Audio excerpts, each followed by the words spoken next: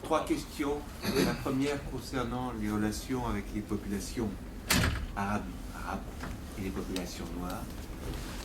Mon expérience fait que...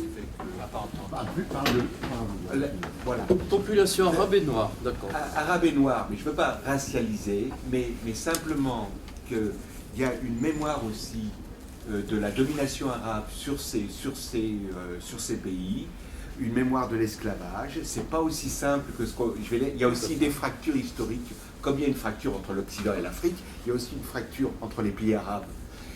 Et c'est ressenti aussi par certaines populations noires, je veux dire, comme une reconquête aussi par les Arabes, et certains le disent, notamment les gens du Qatar, le disent quasiment ouvertement, que le Sahélistan est une terre qui doit leur revenir. Bon, ça c'est la première chose. Deuxièmement, ceux qu'on ne voit pas dans l'histoire, mais qui sont présents partout, parce que tout cet espace-là, et qui rentre dans le jeu des rivalités inter-impérialistes, c'est les Chinois.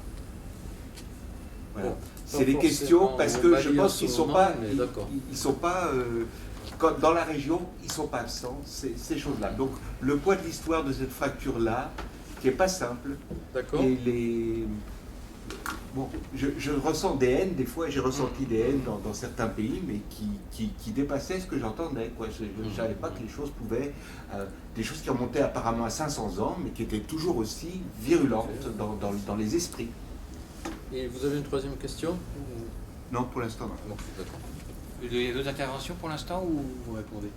Monsieur au fond? Allez-y. S'il y avait eu des interventions de l'ambassade française concernant l'islamisme au Mali depuis les années 90. Concernant, je n'ai pas entendu. La présence islamiste ou des éléments islamistes au Mali depuis 90, j'avais vu qu'il y a des Américains qui avaient fait des déclarations en 95 sur un foyer islamiste au Mali. Or, j'ai pas eu l'impression que l'État français ait agi là-dessus, je ne sais pas si vous avez vu des éléments. D'accord. Moi, je voudrais aussi poser une question, c'est que effectivement, on voit souvent les partis politiques français qui sont bien embarrassés avec cette affaire, entre autres à gauche. On entend souvent dire qu'il ne faut pas que la France intervienne, mais il faut que la France parte très vite et que ce soit remplacé par des troupes africaines. Or, en m'étant promené un peu dans certaines des régions, les populations africaines craignent beaucoup les troupes africaines. Parce que l'expérience, souvent elles préfèrent les troupes européennes, parce que les troupes africaines qu'on envoie, qui viennent de pays divers, sont souvent des troupes qui se livrent au pillage, où les soldes ne sont pas versés. Les soldats sont pas, il n'y a pas d'infrastructure pour nourrir ces troupes. Ils vivent donc sur les villages, et donc les populations africaines souvent craignent par-dessus tout des troupes africaines. Donc l'idée, il ne faut pas que ce soit les Français, mais pour les Africains, c'est souvent pire que la première solution, quoi. Donc est-ce que tu as des expériences qui recoupent ça? Alors, expérience, je n'ai pas été moi-même malmené par des troupes africaines, je vais commencer à l'envers, mais dans le cas de la guerre ouest-africaine qui a commencé de 1989 au Libéria jusqu'en, disons, 2011 en Côte d'Ivoire, qui à mon avis n'est pas fini, le pire, ça a été l'intervention de l'ECOMOG, donc le bras armé de la CEDEAO. C'était une troupe internationale ouest-africaine dirigée par le Nigeria. Donc c'était surtout le Nigeria. Alors, dans le cas du Libéria et de la Sierra Leone, ces troupes ont tellement pillé, violé, tué, qu'ils ont été, c'est quand même un exploit peu connu, ils ont été considérés, dans le cas de la Sierra Leone, par les Nations Unies comme une des factions combattantes parmi d'autres. Donc il faut quand même le faire pour une force d'intervention africaine. Alors effectivement, comme vous le savez, la grande faiblesse de l'Union africaine, c'est de ne pas avoir un corps d'armée permanent. Donc un des arguments français, qu'on ne vous dit pas comme ça, c'est qu'on pousse vers une force d'intervention de l'ONU parce qu'il y aura un budget. Donc que ce soit des Pakistanais, des Tchadiens, tout ce que vous voulez, ils seront payés, ils seront armés, ils seront habillés, on reversera l'État en question. Il y a tout un business autour de ces forces d'intervention onusiennes. Mais pour répondre Donc il y en a qui sont sans doute terribles, celle du Nigeria, celle du Tchad, hein, vous connaissez la dictature d'Idriss Déby, qui malheureusement sont entraînés à la guerre du désert, hein, donc c'est sans doute les seules forces à peu près compétentes, parce que quelles que soient les exactions que puissent faire les troupes du Nigeria, etc., c'est des États côtiers. Donc ça ne va pas être des foudres de guerre dans le désert ou dans la montagne, de la Drasse des forêts en particulier. Et effectivement, mais pour nuancer un peu ce que dit Philippe, en ce moment, la pire des troupes africaines, malheureusement, je ne vais pas me faire peut-être des amis partout et dans la salle, c'est les troupes maliennes. Si vous avez vu ce reportage d'envoyé spécial censuré bizarrement par le CSA, il ne faut pas montrer des morts pendant une guerre, alors que paradoxalement, c'est les premières images qu'on voit de la vraie guerre. C'est les exactions, ce qui est un bel euphémisme pour dire les assassinats faits par l'armée malienne, donc qui arrive, il faut bien le dire, dans le fourgon de l'armée française, dans les villes du Nord, à Gao, Kidal et Tombouctou en particulier. Donc, pour être clair, c'est l'élimination de civils, notamment Touaregs, ou qui ont le look un peu islamiste, avec barbe longue et tielaba plus ou moins typique, et qui ont été très rapidement enterrés après avoir été exécutés. Alors, c'est vrai que j'ai discuté avec Aïta Moutou, qui gère en fond ces régions pour Amnesty International, mais en même temps, donc c'est irréfutable, hein, il y a des exactions, il y a des massacres, mais ils sont quand même, pour le moment, quand même ponctuels. Hein. C'est-à-dire que si je regarde les chiffres depuis l'arrivée au pouvoir d'Alassane Ouattara en Côte d'Ivoire, ça va de 1 à 100 entre le Mali et la Côte d'Ivoire. Il y a eu des milliers de morts, notamment à Douékoué, à l'ouest de la Côte d'Ivoire, il y a eu 1000 individus civils, y compris des femmes et des enfants, qui ont été tués. Et l'année dernière, il y en a eu 200 exactement dans la même ville. Donc, toutes ces populations du Nord, elles craignent l'armée de leur pays, l'armée malienne, qui est en fait une armée sudiste. Et c'est là, enfin, je vais essayer de répondre dans l'ordre. D'abord, sur l'intervention, ou du moins l'avis des USA en 1995 sur les groupes islamistes au Mali, personnellement, je ne suis pas au courant. Hein. Ceci dit, côté ambassade de France, quand même si ça ne guide pas l'action, il y a une forte conscience de l'islamisation de la société versus, au fond, le système à l'occidental des élections et de l'État malien qui est complètement perverti et qui est vu quand même en extériorité par la population. Mais alors, ce que vous disiez tout à l'heure, alors là, c'est complètement vrai. Bon, je ne me suis pas attardé sur ça, mais la haine, c'est une véritable haine à Bamako des Touaregs. Hein. Quand j'ai organisé un colloque, ils arrivaient à peine à se parler il y a 3 ou 4 jours, hein, entre un historien du Sud et le porte-parole des Touaregs, Moussa Gassarid. La population de Bamako en veut mais 100 fois plus aux Touaregs qu'aux islamistes, puisqu'en fait ils sont tous musulmans. Certains à Bamako sont pour une charia relative, hein, si on peut dire, pas intégrale forcément. Et donc pourquoi ils en veulent? Parce que comme vous l'avez dit, à l'époque précoloniale, il y avait non seulement une domination des Touaregs et de leurs esclaves noirs, ce qui va ensemble, sur les populations du Sud, avec les Reds ou les Redzous, si vous voulez parler en détail plus correctement, d'esclaves du Sud qu'on exportait effectivement vers le Moyen-Orient, ou qui servaient d'ailleurs aux Touaregs. Donc le paradoxe, c'était que au moment des indépendances, c'est la revanche des sudistes, en gros des négro-africains, non seulement au Mali, mais dans toute la zone. Et à ce moment-là, les Touaregs, qui évidemment n'acceptent pas ce retournement historique, se sont rebellés à 6 ou 7 reprises en ce qui concerne le seul Mali contre l'État central. Et tout ce qu'on a prévu en disant une approche un peu, disons, marxienne, peut-être un peu primaire, en disant ces histoires d'identité n'existent pas, c'est le sous-développement, on va vous construire des puits, des écoles, des centres médicaux, ça n'a pas marché parce que l'argent, en gros, a été détourné. Dans Bamako, on entend souvent, voilà, il y a des milliards de CFA qui ont été investis au nord, mais au nord, il n'y a rien. Et ça, je me permets de ramener ça à L'interprétation que j'ai de toutes ces guerres africaines, c'est une spatialité de l'État qui fait que l'État est plus fort dans ses capitales que dans ses périphéries. Et Touareg ou pas Touareg, ça existe au Libéria, ça existe en Côte d'Ivoire, ça existe en Sierra Leone. Le Rouf de Fodé Sanko, on a publié un livre qui s'appelle « Collectif Guerre nomade des sociétés ouest-africaines ». J'ai publié un des textes du Front révolutionnaire uni de Fodé Sanko, qui n'est pas seulement le mouvement de rebelles qui coupe bras et jambes à manche longue ou à manche courte, mais il demandait pour l'Eastern Province Sierra Leone, donc côté frontière, quelques centres de santé, quelques écoles, et ça faisait 150 ans que, comme au Libéria, la société Crio en Sierra Leone, Congo au Libéria, ne leur montrait qu'un État prédateur, un État coercitif dans ses périphéries. Donc c'est cette inégalité territoriale, spatiale, qui est en quelque sorte belligène, qui produit du conflit de manière structurelle. Et chose vraiment désespérante, c'est que dans les périodes de post-conflit, comme par exemple Freetown en Sierra Leone, l'inégalité entre la capitale et l'interland et les frontières est renforcée, puisque les gens affluent autour de la capitale. C'est là où le système des Nations Unies, les ONG, donnent de l'aide en priorité. C'est là où la manne internationale se redistribue. Voilà, je ne sais pas si j'ai à peu près répondu. Quant aux Chinois, c'est vrai, mais pas forcément pour le Mali. Hein. Par exemple, c'est très vrai pour la Côte d'Ivoire.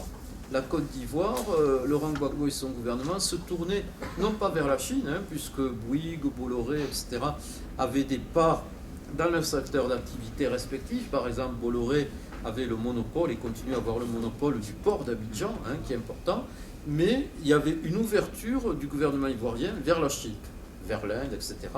Il disait, au moins la Chine ne nous met pas des conditionnalités politiques comme la France a fait, notamment pendant les 20 années précédentes, ce qu'on appelle les décennies perdues d'ajustement structurel. Donc ça joue beaucoup. Hein.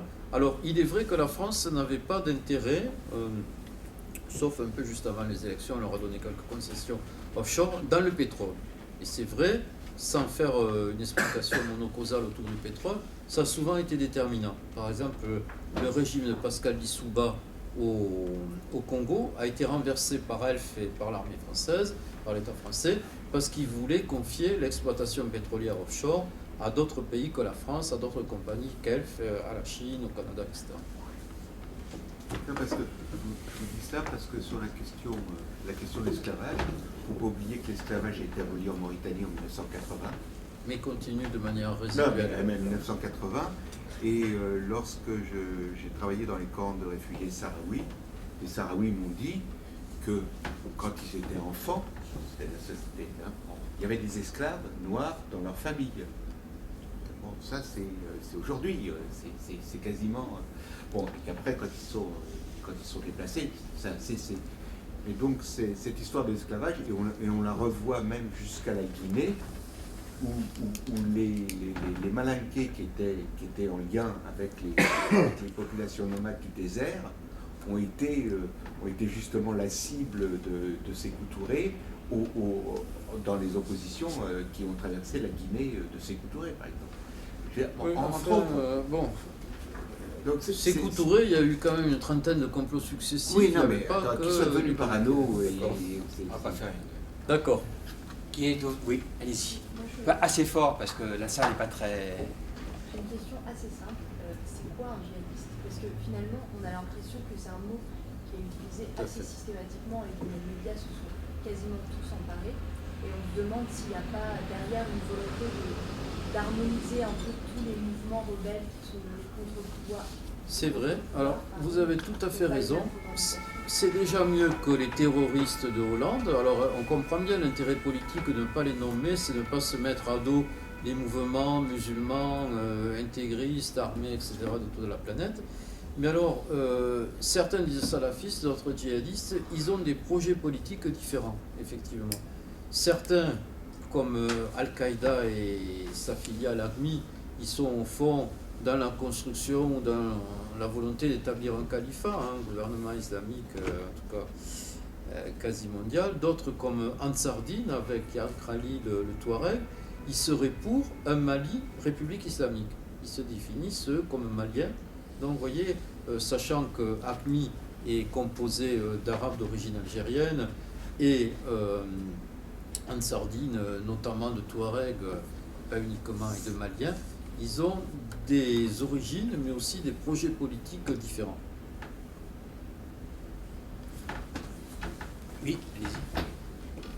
Allez-y. En ce moment, il y a Plus fort.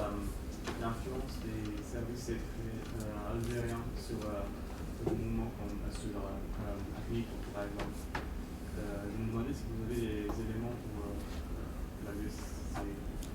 Alors, voilà, moi-même j'ai été traité de complotiste, c'est l'injure suprême chez les politologues, parce que j'ai dit que les services secrets français, c'est bien connu, ils ont, alors ça c'est le vieux rêve colonial qui ressurgit régulièrement, ils ont voulu instrumentaliser le MNLA, le Mouvement National de Libération al-Azawad, des Touaregs pour, je cite, liquider AQMI, c'est-à-dire libérer les otages et supprimer Al-Qaïda au Maghreb islamique, qui effectivement est une transformation du groupe salafiste pour la prédication et le combat, qui est d'origine algérienne. Et c'est vrai qu'Alger joue un jeu personnel un peu, bon, la comparaison vaut ce qu'elle vaut, c'est très discuté actuellement, un peu comme le Pakistan par rapport à l'Afghanistan. C'est-à-dire l'intérêt national algérien, c'est d'avoir des salafistes, des djihadistes d'origine algérienne, mais pas uniquement, à l'extérieur de ses frontières, plutôt qu'à l'intérieur. Vous voyez ? Alors, malgré l'épisode d'In Amenas récent, il est certain qu'un certain nombre de djihadistes se sont réfugiés en Algérie, se sont réfugiés au Niger, se sont réfugiés en Mauritanie et qui sont instrumentalisés par les services de ces différents pays d'Algérie, par exemple, ayant une horreur particulière de voir l'armée française à Tessalit, cette base qui est à ses frontières. Ça ravive évidemment tout un contentieux colonial particulièrement brûlant. Oui, vas-y. Oui, vous avez cité le chiffre d'une cinquantaine d'interventions militaires de la France. Grosso modo, Oui, peut-être un tout petit peu moins. Voilà. 60, depuis l'indépendance, en 60 ans. Donc, évidemment, à chaque intervention, il y a des spécificités, on peut expliquer en détail telle ou telle le plus banal, c'est la défense et ressortissants. Voilà, ça, c'est le. Voilà, ça peut. Bon, à chaque fois, bien sûr, c'est avec des raisons tout à fait humanitaires, etc. Mais quand même, ce qui domine tout ça, c'est qu'en 60 ans, il y a 50 interventions. Et donc, on peut penser qu'il y a quand même fondamentalement des intérêts qui ne sont pas à défendre telle ou telle chose, mais qui sont d'intérêts notamment économiques. Le problème de l'économisme. Donc, on ne peut pas aussi voir un peu par cet aspect-là. Oui, alors, si vous voulez, l'explication, elle est tellement vraie pour le Niger que certains, au début du conflit, vous avez des articles tout à fait savoureux où ils parlaient de l'uranium du Niger comme s'il était au Mali. Alors, donc, pour le Niger, ça marche très bien.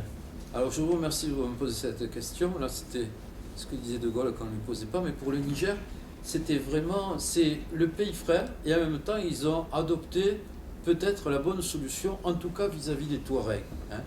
Les Touaregs, quand ils sont revenus de Libye, vous savez que Kadhafi avait une sorte de légion Touareg surarmée, ils ont été accueillis au Niger à condition qu'ils déposent leurs armes, qu'ils s'intègrent en l'armée et dans le système politique, à tel point que le Premier ministre du Niger est un Touareg. Exactement le contraire de ce qu'a fait ce pouvoir faible, cet état de décomposition du Mali. C'est ce qu'on reproche beaucoup à Toumani Touré. Ils ont confié en quelque sorte à ces brigades Touareg, qui revenaient de Libye, le nord du Mali. Et c'est là où tout a dégénéré. Bon, maintenant, sur le côté économique. Ça se discute parce qu'il y a une volonté par rapport à la Chine de garder sous une influence, je dirais, géopolitique un certain nombre de pays. Et des ressources qui peuvent paraître vitales, comme l'uranium du Niger. Alors, en ce moment, il y a un communiqué d'un certain nombre d'organisations de gauche, voire d'ultra-gauche, en tout cas très critiques, contre le colonialisme, avec lesquels je suis d'accord en général, comme survie, mais dans leur communiqué, sans dire aussi qu'ils font du complot ou de la... Enfin, ils disent, leur raisonnement vise à dire, voilà, au Nord Mali, il n'y a rien, mais il pourrait y en avoir, parce que c'est potentiellement riche, alors, en uranium, en pétrole, en ci, en ça, qui ne sont pas exploités, mais pas plus que, je dirais, par exemple, toute la République démocratique du Congo. Après, on sait qu'il y a des gisements virtuels, hein, mais qui ne sont pas exploités. Donc, personnellement, dans le cas du Mali, je dirais que la cause d'intervention, elle est beaucoup plus géopolitique. Et puis, il y a effectivement ces fameux ressortissants qui sont la raison officielle de beaucoup d'interventions françaises. Il y a quand même 6000 Français à Bamako. Hein, donc, voilà, si on laisse djihadistes faire un carnage à Bamako. Donc, une intervention beaucoup plus géopolitique qu'à base économique, dans le cas du Mali. Enfin, je laisse la discussion ouverte. Oui, moi, je voudrais revenir sur cette question plus politique. Qu'est-ce qu'on peut dire en France, quand on est en France et qu'on connaît mal ce qui se passe, etc., mais qu'on fait de la politique, donc on est bien obligé de dire quelque chose, puisque les organismes politiques qui sont en France, ils sont bien obligés de dire quelque chose sur une intervention militaire française. Moi, mon point de vue, c'est très personnel, je suis plutôt contre toutes les interventions françaises à l'étranger, donc ça simplifie quelque part le raisonnement, mais j'avoue que c'est un raisonnement un peu simple et peut-être insatisfaisant pour les gens qui sont spécialistes des différentes régions. Mais ce qui est... Enfin, en gros, quand même, c'est vrai qu'on est mis dans des situations où c'est des espèces d'alternatives infernales qui sont créées. Exactement, il y a c'est-à-dire que la situation malienne est une situation infernale. Donc là, finalement, il n'y a plus de... on s'arrange pour qu'il n'y ait pas de choix possible. Soit on est des assassins en laissant tuer les gens de Bamako, soit on intervient. Donc là, on met les gens dans des situations qui sont très difficiles à résoudre politiquement. Mais en même temps, c'est le résultat effectivement d'une histoire où si on continue à intervenir, on recrée des conditions pour réintervenir après-demain, réintervenir encore, empire. Donc, j'ai le sentiment quand même que dans une situation de ce genre, le fait de ne pas intervenir me semble quand même la position politique, personnellement, qui me semble la première, parce que l'autre nous entraîne dans une situation qui est de continuer ce qui existe depuis 50 interventions, c'est-à-dire que cette intervention-là, quelque part, même si conjoncturellement on peut dire, elle va bloquer, c'est ce que j'ai discuté ça avec Broman. Ronnie Broman est un des membres fondateurs de la Société Louise Michel, donc on a discuté un peu sur Internet, il me disait, je suis pour l'intervention, mais pas jusqu'à telle ligne, quoi. Le problème, c'est que l'intervention... résultat d'une intervention infernale, parce que Broman, il n'est pas pour les interventions militaires françaises, c'est pas quelqu'un qui est très respectable dans ses batailles politiques, mais en même temps, en gros, on prépare la suivante aussi, quoi. On prépare la catastrophe d'après, on prépare la suivante, et donc il faut à un moment donné dire, on sort de ça, et c'est autre chose qu'on fait, quoi. Et là, j'avais trouvé que c'était justement, vous avez fait un texte intéressant avant l'intervention sur le thème de, voilà ce qu'il faudrait qu'on soutienne en Afrique, quoi. Pour sortir de ça, quoi. Broman, c'est vraiment un bon interlocuteur, mais en l'occurrence, il avait une position très particulière. Il a souvent dit la vérité historique, il a fait des prévisions tout à fait intéressantes. Lui, il pensait qu'il n'y aurait jamais d'intervention militaire française, et pour une fois, il a quand même fait une erreur.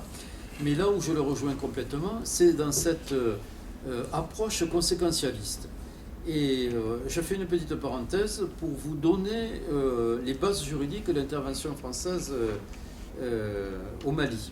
Alors, donc, la France, pendant 6 mois à peu près, a travaillé ces institutions internationales qui sont la CEDEAO, Communauté économique des États d'Afrique de l'Ouest, Union africaine et Nations Unies.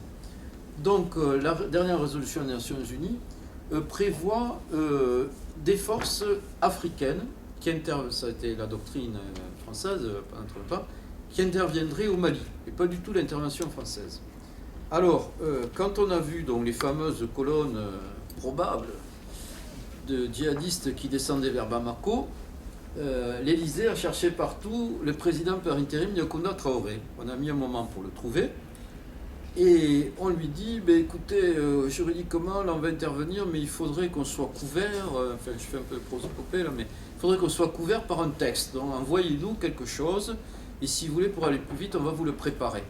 Et alors, il est forcément d'accord, et donc on lui a dit, le président par intérim Yacounda Traoré demande à l'État français d'intervenir, de faire une intervention aérienne pour bloquer les djihadistes. Alors c'est complètement savoureux.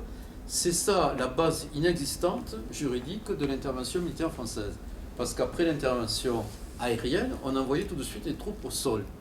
Et c'est là où donc on peut discuter, comme Ronnie Broman et Philippe, différentes modalités d'intervention. Donc, si on considère qu'il fallait bloquer les colonnes djihadistes qui descendaient vers Mopti ou Bamako, c'est effectivement une intervention aérienne.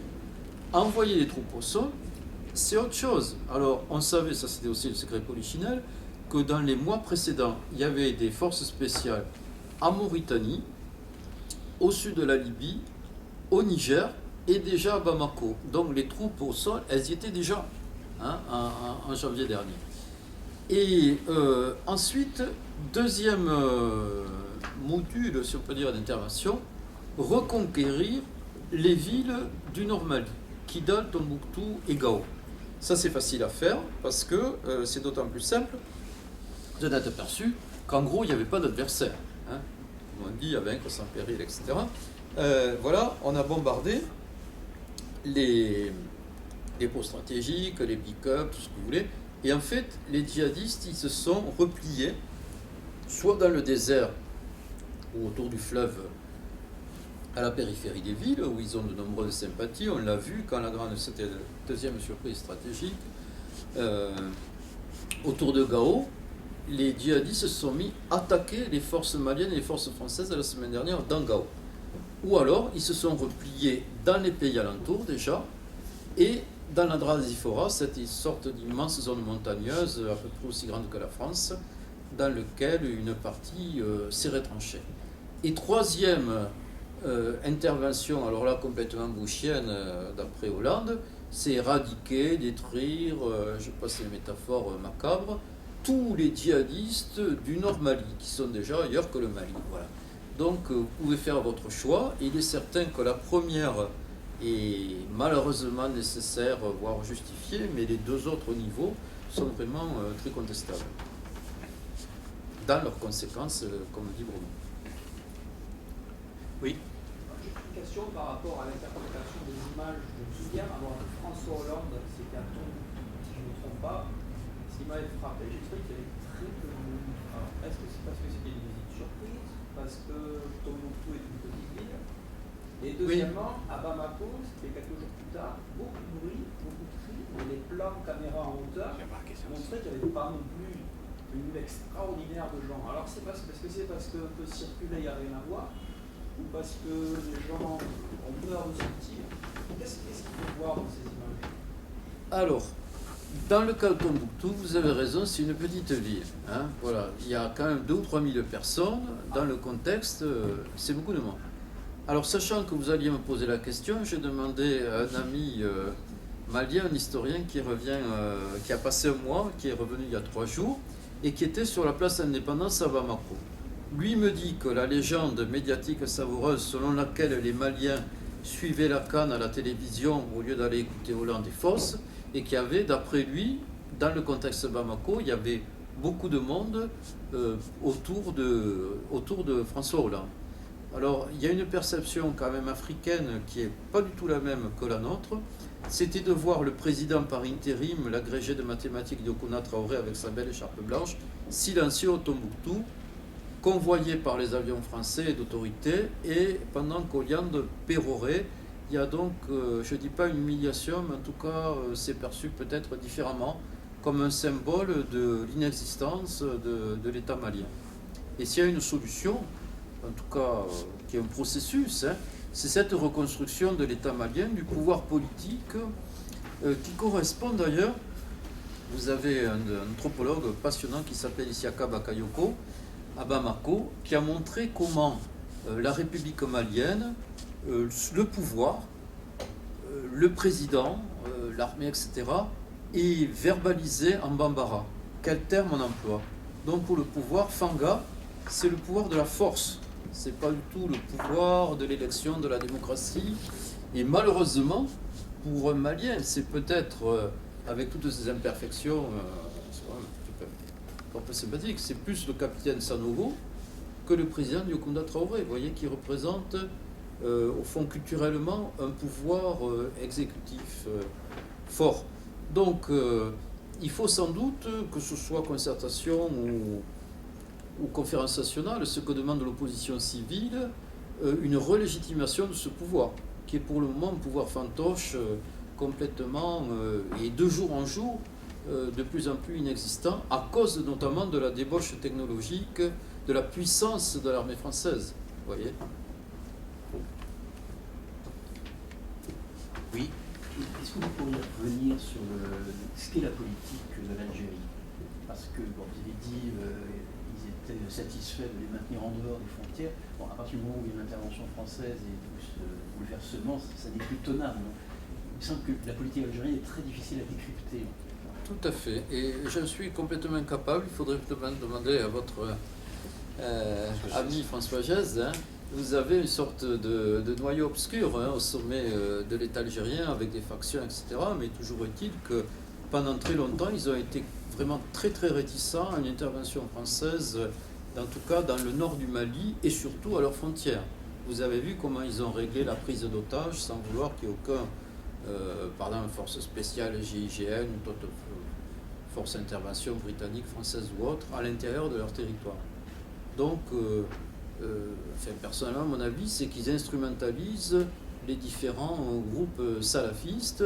Est-ce qu'ils vont jusqu'à les héberger, les armer, les pousser contre l'armée française? Je n'irai pas jusque-là. Je vous avouerai que je ne le sais pas. En tous les cas, c'est ce qu'ils ont fait très largement en Algérie depuis des années où Effectivement. la situation est incompréhensible. Je ne comprends pas comment les autorités algériennes ont manœuvré les groupes dits islamistes.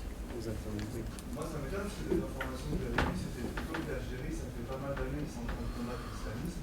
À l'intérieur. Ils ont fait des alertes auprès des gouvernements maliens depuis longtemps, et auprès de la France, sans qu'il y ait justement de réaction et que le problème ne soit pas traité. Tout à l'heure, j'avais parlé de des ambassadeurs français. Moi, ce qui m'avait aussi étonné, c'est que pour le 60e anniversaire de l'USRDA, je crois que c'est Nicolas Lenormand, ambassadeur français. Quelques mois avant, il y avait déjà eu des saccages de la part de mouvements islamistes dans Bamako. Et lui, lors du 60e anniversaire, en réaction, la première chose qu'il a trouvé à dire au lieu de parler d'islamisme, c'était critiquer l'héritage socialiste de Modibo Keïta. Donc, en termes d'instrumentalisation, je pense que la France, en tout cas, si l'Algérie a une part de responsabilité, la France en a aussi. Ah oui, je suis complètement d'accord avec vous. Mais je me souviens quand j'étais en reportage, là, j'avais vu un attaché militaire qui prônait le retour des compagnies méharistes. Vous voyez, le vieux rêve colonial qui ressurgissait. Alors, il n'avait pas vu que les différents mouvements rebelles d'ordre religieux ou autonomistes, ils en sont au pick-up. Mais enfin, voilà, il y en a qui sont dans un rêve colonial ininterrompu. Vous savez peut-être comment on appelle couramment, au moins j'ai retenu ça de mes 3 années compliquées à Saint-Cyr, comment on appelle l'infanterie de marine jusqu'à maintenant en France? On l'appelle la coloniale. Et j'ai vu des officiers supérieurs africains crier avec des généraux français « Vive la coloniale » actuellement, en 2013. Ça vous donne un peu une ambiance. Oui. Je voudrais savoir, c'est vrai que le général de la brigade qui est chef, qui est général de l'opération actuelle Des forces spéciales. des forces spéciales.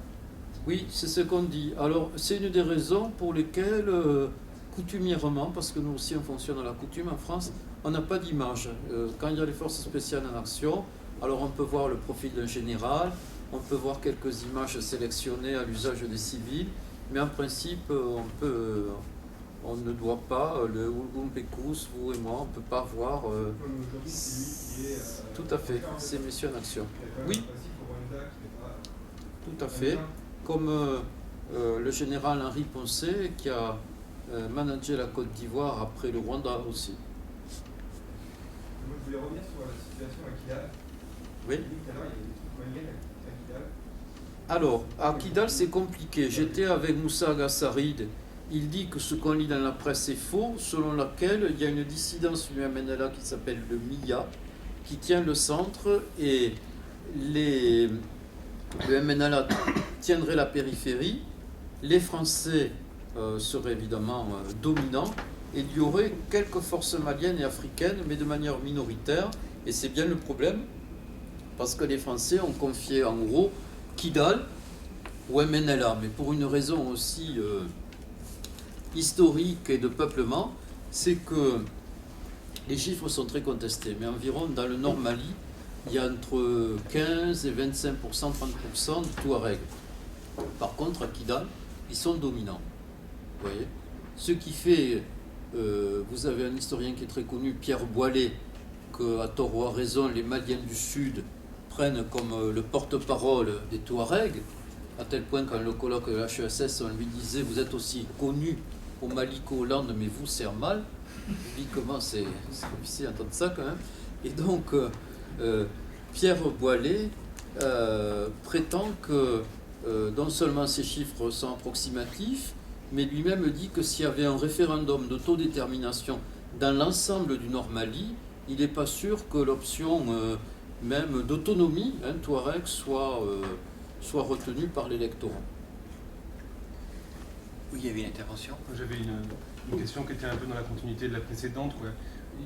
Il y a l'impression quand même d'une part d'autonomie des aspects militaires, en gros avec un continuum franco-africain qui vient directement du Rwanda, qui se retrouve, parce qu'on dit la Fourcade, mais il y a aussi Grégoire de Saint-Quentin, qui était quelqu'un qui était directement sur place au moment du génocide au Rwanda, qui est en ce moment au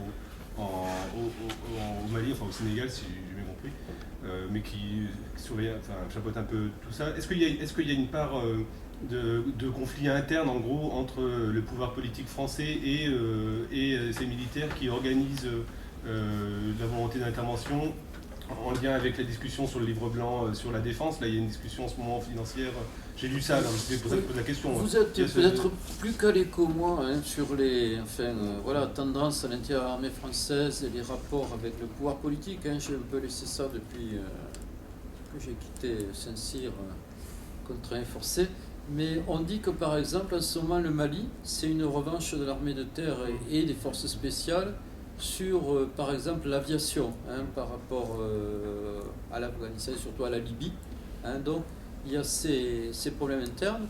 La grande continuité de la politique africaine et de la politique néocoloniale, comme je disais à Bertrand Badi, maintenant j'ai arrêté de mettre néo tellement je vois de continuité dans l'avant et après.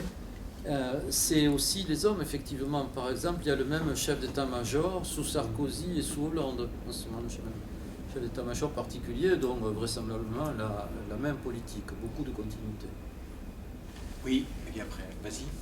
Est-ce que vous êtes d'accord, comment vous appréciez l'analyse qu'a livrée Samir Amin pour justifier son soutien à l'intervention française?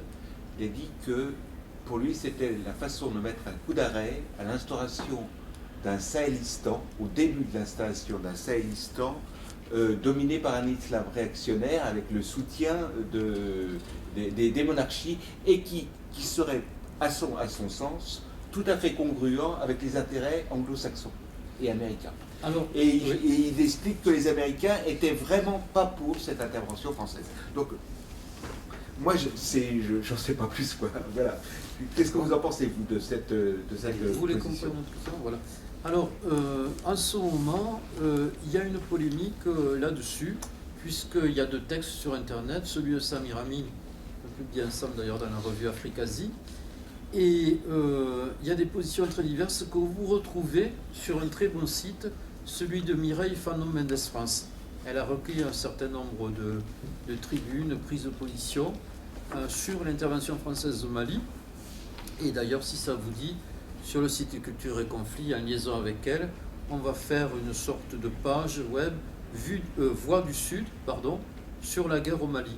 On va solliciter quelqu'un comme Achille de Bembe, on va prendre ce qui a été publié à droite à gauche, c'est le cas de le dire. Alors moi, personnellement, effectivement, je suis d'accord avec Samir Amin. D'autres sont plus proches de Philippe contre toute intervention militaire occidentale et française en particulier.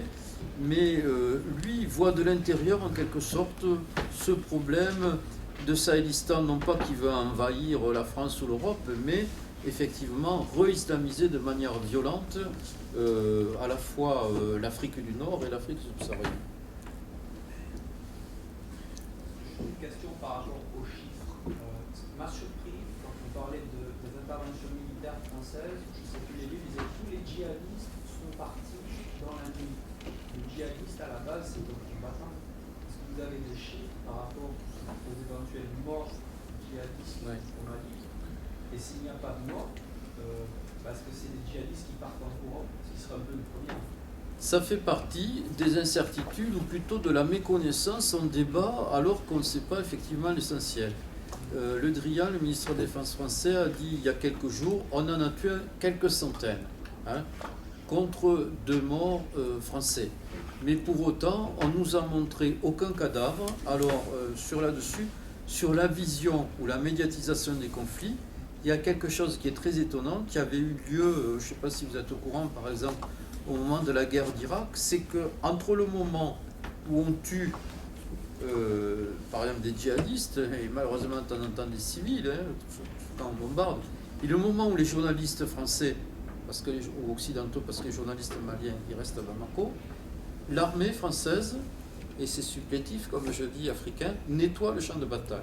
Il ne faut pas qu'on voit des lambeaux, des morceaux de cadavres. Donc on nettoie le champ de bataille avant de le montrer aux médias. Le cadavre, qui est quand même quelque chose assez courant dans la guerre, est devenu insupportable, c'est du moins la théorie des militaires et des politiques occidentaux, à l'opinion publique.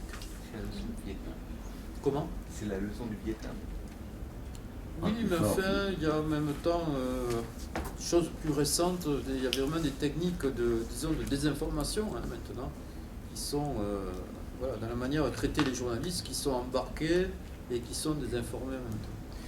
Moi, je voudrais revenir sur une question que justement je connais très mal au Mali, parce qu'on parle beaucoup de l'islam qui arrive la réislamisation. Je veux dire qu'il y a deux islams à ce moment-là. Cet islam moderniste, parce que l'islam islamiste est quand même très moderniste. C'est pas un islam qui revient en arrière. Je trouve que c'est un islam très moderniste, malheureusement. Et par contre, effectivement, dans des pays comme le Maroc ou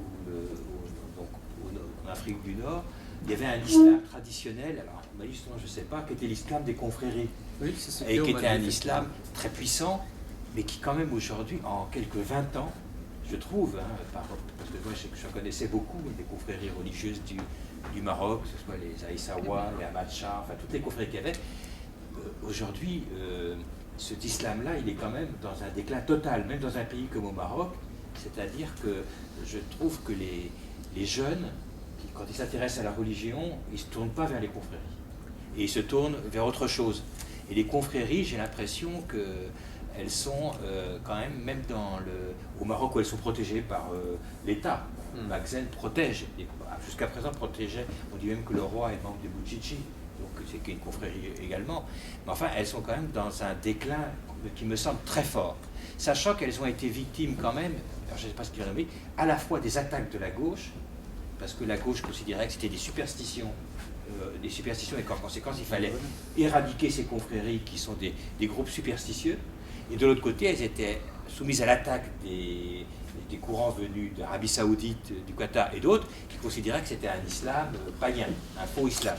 Et donc elles ont été prises quelque part dans une espèce d'étau entre d'un côté une gauche moderniste qui les a profondément méprisées alors que c'était un islam populaire, et de l'autre côté des modernistes venus d'Arabie Saoudite. Et là, c'était en très mauvaise position. Et on voit qu'en Tunisie, ça s'est joué aussi, puisque on a commencé à détruire les mausolées, etc. Et en Algérie, effectivement, les confréries ont été les premières victimes aussi dans la guerre civile. On a commencé par assassiner les gens qui allaient sur les lieux de prière où il y avait des saints enterrés. Alors par contre, le Mali, je ne sais pas du tout comment ça fonctionne, parce qu'on parle beaucoup de Tombouctou, oui. Mais bon, Tombouctou, on ne sait pas trop si c'est des trucs protégés par l'UNESCO, si c'est des vraies confréries vivantes, oui, et qui fonctionnent. Bon, la CPI sont un peu à côté de leur rôle. Moi, parfois, je prends faire bien comprendre le parallèle avec les protestants et la querelle des icônes aussi. Hein, vous voyez, cette représentation de Dieu, cette intercession par des saints. Le Maroc, on a parlé, l'anthropologue Gellner a parlé des saints de l'Atlas, hein, donc il y a un culte effectivement des saints et puis confréries. C'est quand même très, comment dirais-je, populaire au Sénégal encore. Hein, mais effectivement, c'est cet islam confrérique qui existe à Tombouctou et dans l'ensemble du Mali. Et depuis des dizaines d'années, il y a l'influence, vous l'avez dit, de l'Arabie Saoudite et du Qatar qui distribuent ce que nous, on ne distribue plus, des bourses aux étudiants, à part que ces étudiants en religion qui vont se former dans les pays en question et qui reviennent imposer donc un islam beaucoup plus rigoriste, d'origine effectivement arabo-musulmane, dans les pays en question. en Côte d'Ivoire aussi, hein, par exemple. Et donc, c'est une querelle interreligieuse, à mon sens, en dehors du mouvement djihadiste. Je ne pense pas que les organisations internationales aient à forcément s'en préoccuper sous l'angle de la judiciarisation du religieux par la CPI ou de la culturalisation par l'UNESCO, même si à titre personnel, moi aussi je trouve que c'est dommage que les tombeaux de Tombouctou, les mausolées soient détruits. Mais est-ce qu'au Mali, les confréries sont une forme de résistance, sont une possibilité d'être endroit de résistance à la fois à la France, par exemple, ou est-ce qu'ils ne sont pas du tout équipés pour ça, quoi, et aux islamistes? Peut-être qu'il y a une question qui se recoupe. Moi, Oui. concernant les confréries, il y avait eu, quelques mois avant l'intervention française, une réunion justement d'un collectif qui s'appelle Ansardine, mais qui ne s'orthographie pas de la même façon que le groupe qui s'est créé dernièrement, qui est en fait l'espèce de syndicat des confréries historiques pour le Mali. Et eux ont réagi justement par rapport à ce qui se passait dans le pays pour réaffirmer l'existence de l'islam noir, ses valeurs plus universelles que le wahhabisme. Et après, je ne sais pas s'ils sont plus actifs que ça. Mais pourtant, vous voyez, Diko, là, le président du conseil islamiste à Bamako, est wahhabite. Donc pour le moment, ponctuellement, il approuve même l'intervention française. Il y a toute une base, je n'ose pas dire sociale, en tout cas religieuse, hein, à Bamako et dans le sud. Donc c'est beaucoup plus compliqué que quelques méchants islamistes, djihadistes étrangers qui crapahutent autour des 3 villes du Nord Mali. Hein. Il y a un mouvement de fond qui s'inscrit aussi contre la société civile et les ONG que nous avons tendance à valoriser ou apprécier. Parce que ces groupements, wahhabites ou pas, ces mouvements religieux, ils font aussi du social, hein, comme on l'a vu en Afghanistan, au Pakistan. Ils font des petits prêts sans intérêt, évidemment plutôt à leurs affidés. Hein.